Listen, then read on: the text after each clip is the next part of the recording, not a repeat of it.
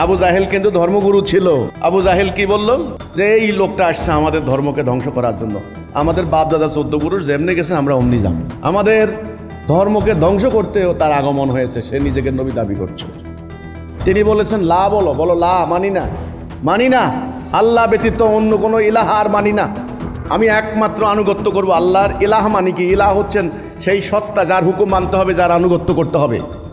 আমি আনুগত্য করব একমাত্র আল্লাহর, হুকুম মানব একমাত্র আল্লাহর, দাসত্ব করব একমাত্র আল্লাহর, খেলাফত করব একমাত্র আল্লাহ।